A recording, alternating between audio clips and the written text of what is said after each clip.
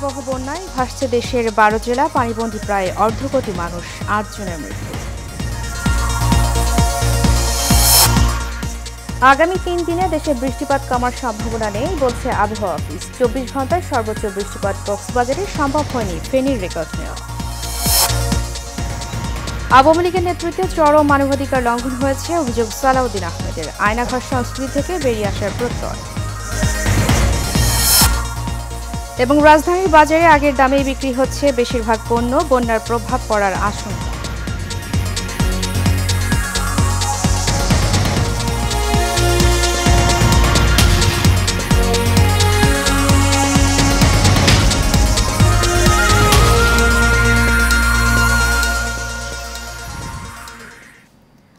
স্বাগত এশিয়ান নিউজে, সাথে আছি আমি উর্মি আক্তার। এতক্ষণ শুনছিলেন বিআরবি কেবল ইন্ডাস্ট্রিজ লিমিটেড সংবাদ শিরোনাম। এবারে চলে যাব পুরো খবরে। টানা ভারী বর্ষণ আর উজান থেকে নেমে আসা ঢলের ক্ষতবিক্ষত গ্রামের পর গ্রাম। দুঃস্বপ্নের মতো পানির তোড়ে ভেসে গেছে সহায় সম্বল। 36 বছরের মধ্যে এমন বন্যা দেখেন স্থানীয়রা। মাঠঘাট তো ডুবছে, তলিয়েছে গুরুত্বপূর্ণ সড়ক। এতে পানিবন্দী 12 জেলার অর্ধকোটি মানুষ। আশ্রয় আর খাবারের অভাবে মানবতার জীবনযাপন কাটছে বানবাসীদের।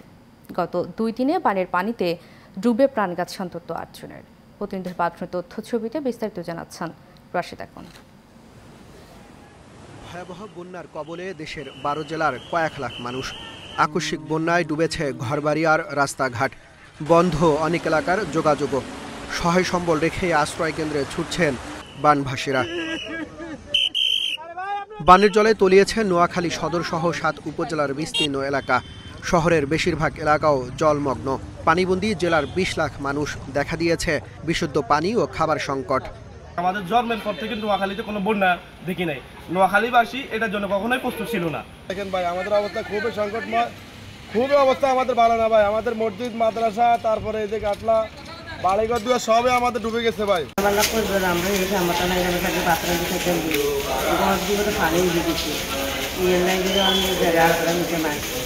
একই অবস্থা কুমিল্লার বেশ কয়েকটি উপজেলার। বুড়িচংয়ে গোমতী নদীর বাঁধ ভেঙে প্লাবিত নতুন নতুন এলাকা। ঢাকা চট্টগ্রাম মহাসড়কে পানি ওঠায় ব্যাহত যান চলাচল। শিক্ষা প্রতিষ্ঠান ও কমিউনিটি সেন্টার সহ বিভিন্ন আশ্রয় কেন্দ্রে যাচ্ছেন বানভাসীরা। চট্টগ্রামের 16 উপজেলার নিম্নাঞ্চল ভাসছে বানের জলে। সবচেয়ে বেশি খারাপ অবস্থা হাটহাজারী ও ফটিকছড়িতে। হালদা নদীর বাঁধ ভেঙে প্লাবিত নতুন নতুন এলাকা। তলিয়েছে খাগড়াছড়ি ও রাঙামাটির বিস্তীর্ণ জনপদ। মৌলভীবাজারে বন্যা পরিস্থিতির আরও অবনতি। জেলায় পানিবন্দী 6 উপজেলার অন্তত 3 লাখ মানুষ। এদিকে মুন ও ধলাই নদীর বাঁধে ফাটল দেখা দেয় আতঙ্কে স্থানীয়রা। বাচ্চা কাচ্চা এই মালচা বানাটা নিয়ে আমরা খুব কষ্ট। এর মাঝে ঘরের মাঝে যে জিনিসপত্র আছিল সব আমরা পানি তোলে। এখন আমরা অসহায় মানুষ, কোনদিন আমরা কই ভাই কিচ্ছু নাই, অস্তিত্ব কিচ্ছু নাই। খালি পিন্নর খাবার লই আলুই আমরা আইছি। ও দেখো তাই গরো গিয়া কিচ্ছু আছে না, আমরা খানি নাই আমরা খাইতাম কইতে কিছু লাউলা নাই। আমাদের ঘরে যা সম্পূর্ণ আছিল পানির তলে আছে। আমি কিছু আনার মতন না, খালি বাচ্চাটা লইয়া জন্য বাড়ি আইছি। স্বামী হইল প্রতিবন্ধী, তাই না বিজি বিজি ডুব দিয়েছেন। 5 জন মানুষে পানির তলে থাকি তুলিয়া ডাবু দিয়া লইয়াছে। রাত্রে আবার চিরামুড়ি দেওয়া হয়েছে। শুধু শুকনা খাবার খাইয়া আমরা এখন দিন যাপন করতেছি, খুব কষ্টে আছি আমরা। হবিগঞ্জে বন্যা পরিস্থিতির অবনতি হয়েছে। 5 উপজেলার 22 ইউনিয়ন বন্যা কবলিত। এখনও বিপদসীমার 192 সেন্টিমিটার উপর দিয়ে প্রবাহিত হচ্ছে খোয়াই নদীর পানি। নতুন করে প্লাবিত হচ্ছে অনেক এলাকা। দুর্ভোগে বানভাসীরা। Rashed Akon, Asian television. দর্শক, বন্যার আরও খবর জানাতে নোয়াখালী থেকে আমাদের সাথে সরাসরি যুক্ত হচ্ছেন আমাদের সহকর্মী মাহবুব আলম। জি মাহবুব, আমাকে শুনতে পাচ্ছেন?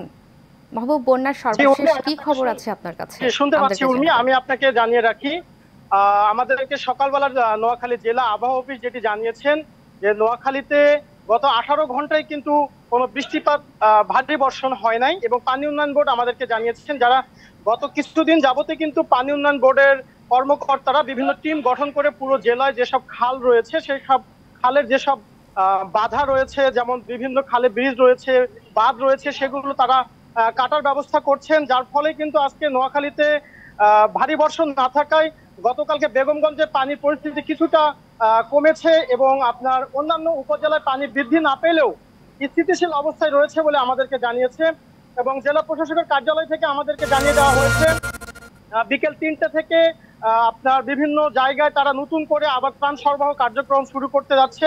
এছাড়া আমি আপনাকে জানিয়ে রাখি উর্মি, আমি কিন্তু গতকালকে নোয়াখালী যেসব জায়গায় গিয়েছি আমি দেখতে পেয়েছি বিভিন্ন মানুষ কিন্তু কুমিল্লা নোয়াখালী যে আঞ্চলিক সড়কটি আছে তার উপরে কিন্তু বসবাস করছে এবং অনেকে কিন্তু তাদের বাড়ি ঘর ছেড়ে তারা বিভিন্ন আত্মীয় স্বজনের বাসায় কিন্তু আশ্রয় নিয়েছে, অনেকে ঢাকা চলে গেছে যেটা আমরা দেখেছি। এছাড়া কিন্তু আমি আপনাকে আরেকটু বিষয় জানিয়ে রাখি, যারা বাড়ি ঘর ছাড়তে পারে নাই অথবা আশ্রয় কেন্দ্রে যায় নাই তারা কিন্তু এখনো বাড়িতে রয়েছেন, তারা সবচেয়ে বেশি সংকটে পড়েছেন শুকনো খাবারের। এবং আরো একটি বিষয় যেটি হচ্ছে কিছু অসাধু ব্যবসায়ী কিন্তু এই সুযোগটাকে কাজে লাগিয়ে নিত্য প্রয়োজনীয় জিনিসপত্রের দাম বাড়িয়েছে, যার মধ্যে অন্যতম হলো গ্যাসের সিলিন্ডার, যেটা 1450 টাকার সিলিন্ডার তারা 1000 টাকা বৃদ্ধি করে 2400 টাকায় তারা বিক্রি করছে। এবং শুকনো মুড়ি রয়েছে, মোমবাতি রয়েছে, যে নিত্য প্রয়োজনীয় জিনিসগুলো রয়েছে সেগুলোর দাম ব্যাপকভাবে বৃদ্ধি করেছে। আমি এই ব্যাপারে কিন্তু কথা বলেছি, বিভিন্ন নির্বাহী ম্যাজিস্ট্রেটের সঙ্গে কথা বলেছি, তারা আমাদেরকে জানিয়েছে যদিও তারা ত্রাণ সরবরাহের ক্ষেত্রে বেশি কার্যকরী ভূমিকা রাখছে, তারপরও প্রয়োজনে তারা বিভিন্ন ভ্রাম্যমাণ আদালত পরিচালনা করবে বলে আমাদেরকে নিশ্চিত করেছে। তো উর্মি, এই ছিল নোয়াখালী থেকে সর্বশেষ আমার কাছে। জি মাহবুব, ধন্যবাদ আপনাকে। দর্শক, নোয়াখালীর বন্যার খবর নিয়ে আমাদের সাথে যুক্ত ছিলেন আমাদের সহকর্মী মাহবুব আলম। চলে যাচ্ছে পরবর্তী প্রসঙ্গে। এবারে থাকছে কিছুক্ষণ আগে মৌলভীবাজার থেকে বন্যার পরিস্থিতির সর্বশেষ খবর জানিয়েছেন সহকর্মী মোহাম্মদ মাহবুবুর রহমান রাহেল।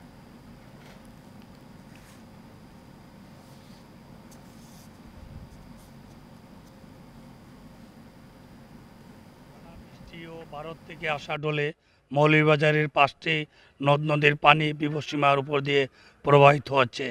জেলা সদর রাজনগর, কমলগঞ্জ, কুলাউড়া, জুরি ও বললেখা উপজেলায় অর্ধশতাধিক গ্রাম প্লাবিত হয়েছে। এতে প্রায় 1.5 লক্ষাধিক মানুষ পানিবন্দী হয়ে পড়েছেন। বন্যার পানি বাড়তে থাকায় মানুষের মধ্যে আতঙ্ক বিরাজ করছে।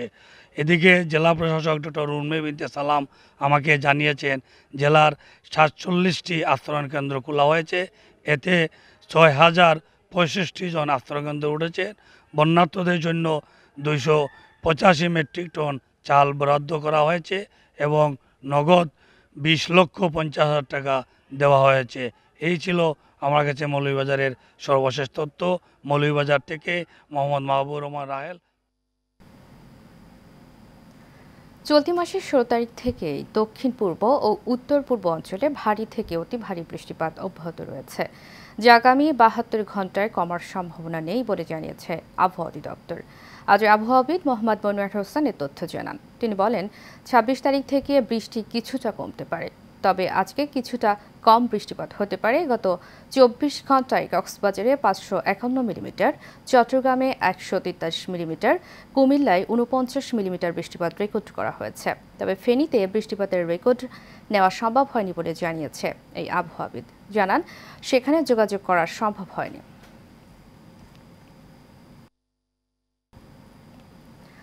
গার্মেন্টস কর্মী রুবেলকে হত্যার নির্দেশদাতা হিসেবে ক্রিকেটার সাকিব আল হাসানের বিরুদ্ধে ডিএমপির আদাবর থানায় একটি হত্যা মামলা দায়ের হয়েছে।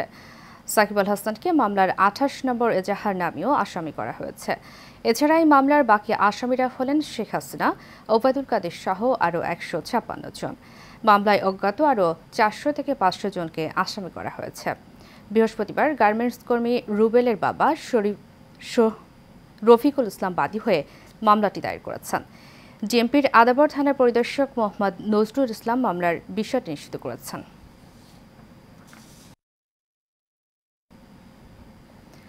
বাংলাদেশে আর কোনো আয়নাঘর থাকবে না বলে জানিয়েছেন বিএনপি স্থায়ী কমিটির সদস্য সালাউদ্দিন আহমেদ।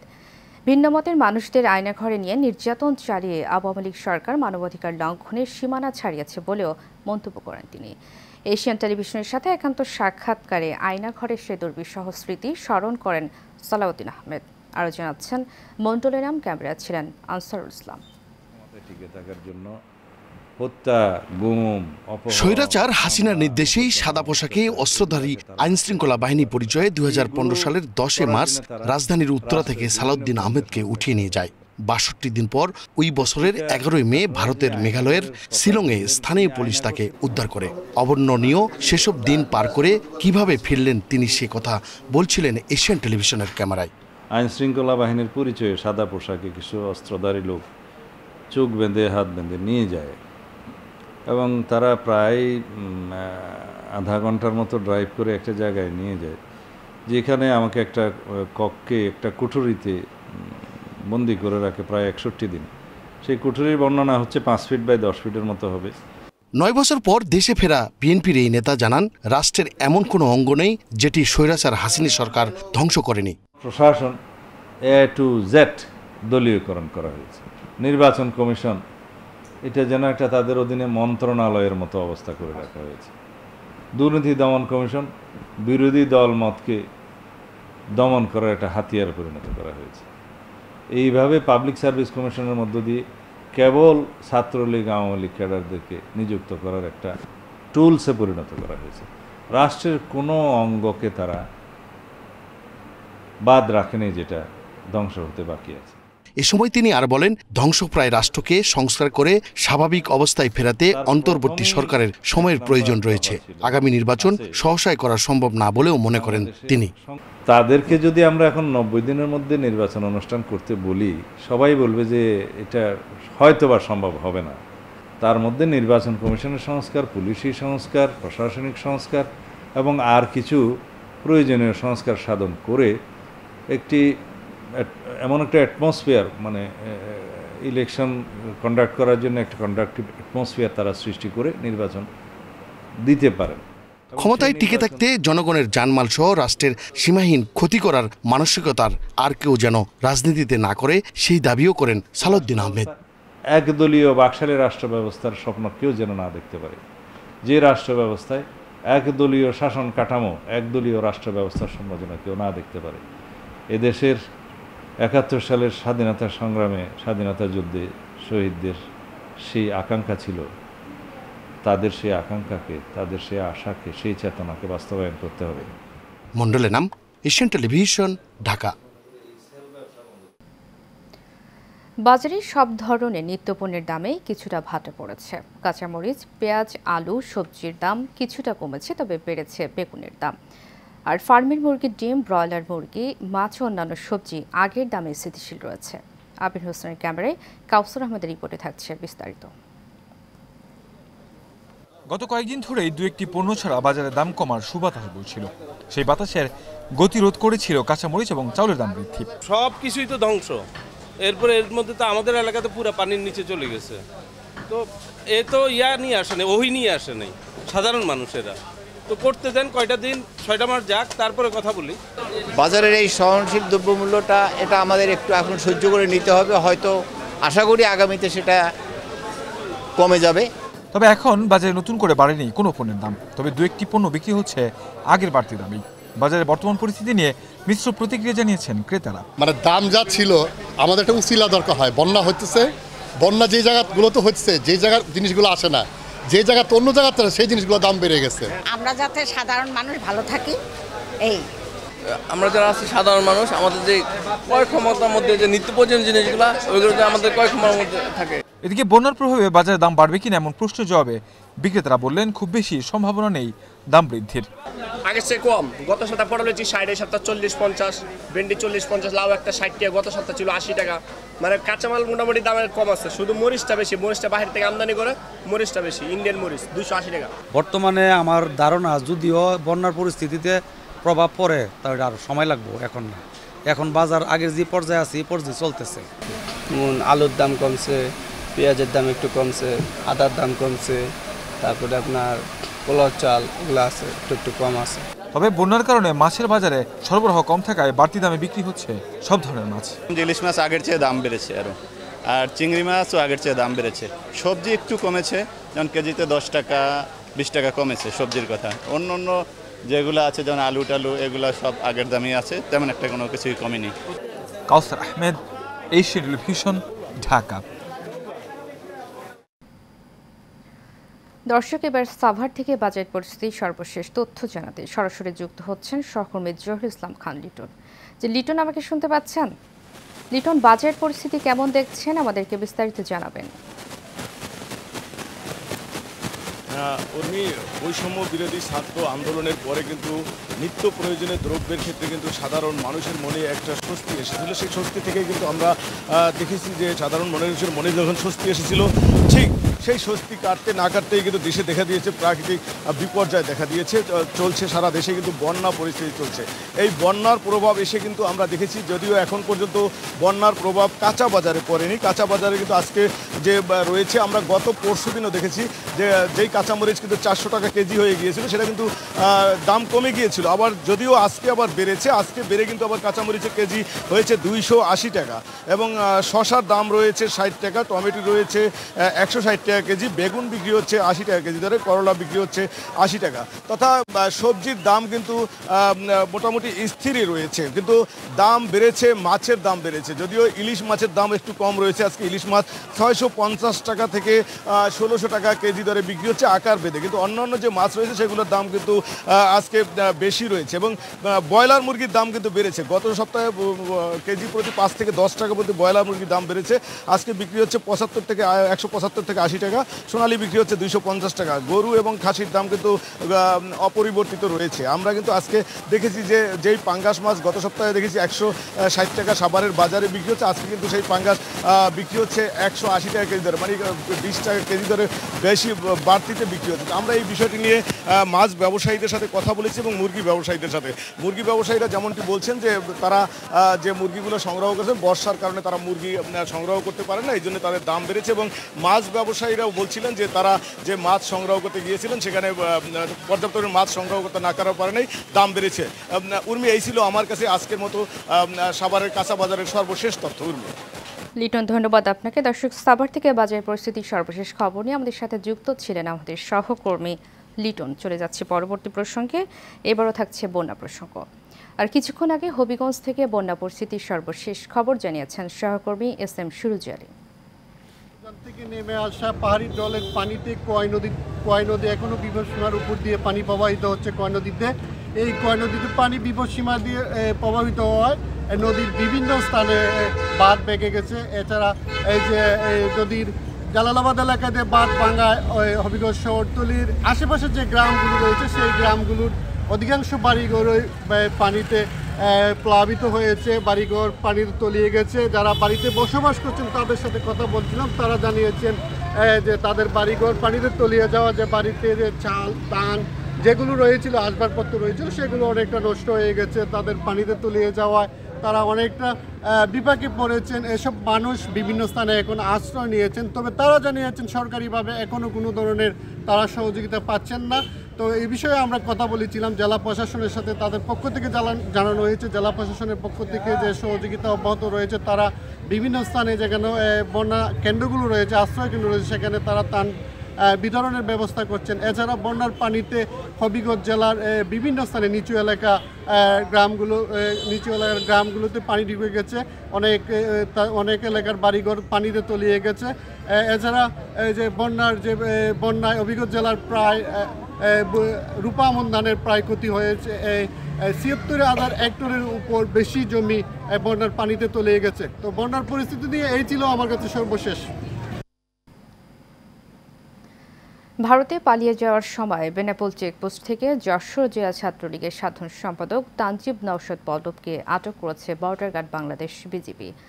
সকাল 9:30টায় বেনাপোল চেকপোস্ট দিয়ে ভারত যাওয়ার চেষ্টা করলে তাকে আটক করা হয়।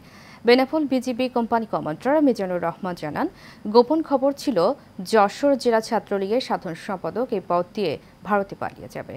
এমন সংবাদের ভিত্তিতে বেনাপোল আইসিপি ক্যাম্পের বিজিবি সদস্যরা পল্লবকে আটক করে। এদিকে যশোরের শার্শা ও বেনাপোল সীমান্ত পথে অনুপ্রবেশ রোধে সতর্কতা জারি করেছে 49 ও 21 বিজিবি ব্যাটালিয়ন। এর মধ্যে সীমান্তের গুরুত্বপূর্ণ পয়েন্টে বৃদ্ধি করা হয়েছে বিজিবি নজরদারি ও লোকবল।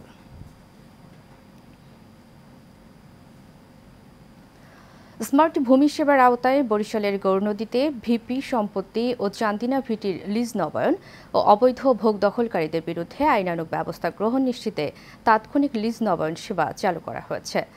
স্মার্ট ভূমি সেবা মানুষের দোরগোড়ায় পৌঁছে দিতে এই সেবার মাধ্যমে দালাল ও ঝামেলাবিহীনভাবে একদিনের মধ্যে লিজের আবেদন, তদন্ত এবং ডিসিআর প্রদান করা হবে।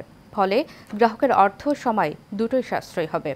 উপজেলার চরকি বন্দরে প্রধান অতিথি হিসেবে এই কার্যক্রমের উদ্বোধন করেন উপজেলা নির্বাহী অফিসার মোহাম্মদ আবু আবদুল্লাহ খান। কার্যক্রম পরিচালনা করেন সহকারী কমিশনার ভূমি মোহাম্মদ রফিকুল ইসলাম। উপস্থিত ছিলেন বাড়তি ইউনিয়নের ভূমি সহকারী মিশেল আল সাদিক সহ অনেকে।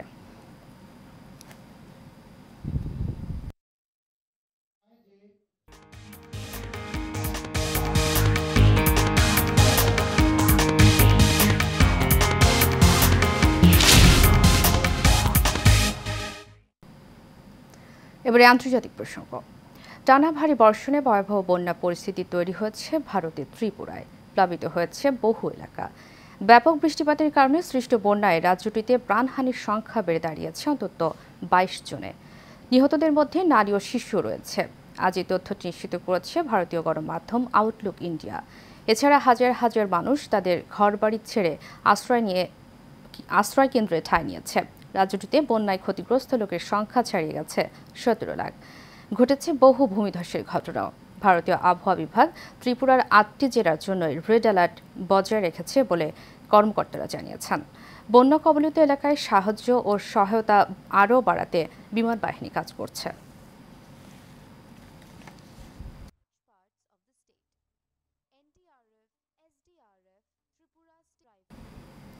শেষ করব এশিয়া নিউজ। তার আগে বিআরবি কেবল ইন্ডাস্ট্রিজ লিমিটেড সংবাদ শিরোনামগুলো জানাবো আরও একবার।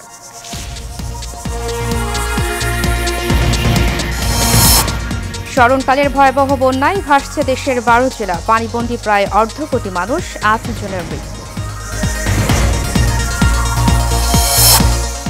আগামী 3 দিনে দেশে বৃষ্টিপাত কমার সম্ভাবনা নেই বলছে আবহাওয়া অফিস। 24 ঘন্টায় সর্বোচ্চ বৃষ্টিপাত কক্সবাজারে সম্ভব হয়নি ফেনীর রেকর্ডটা। আওয়ামী লীগের নেতৃত্বে চরম মানবাধিকার লঙ্ঘন হয়েছে, অভিযোগ সালাউদ্দিন আহমেদের। আয়নাঘর সংস্কৃতি থেকে বেরিয়ে আসার প্রত্যয়।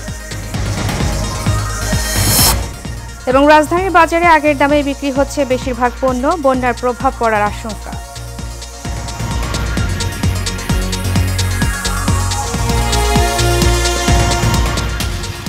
এশিয়া নিউজ এ পর্যন্ত। পরবর্তী সংবাদ দেখার আমন্ত্রণ জানিয়ে শেষ করছি। ধন্যবাদ সবাই।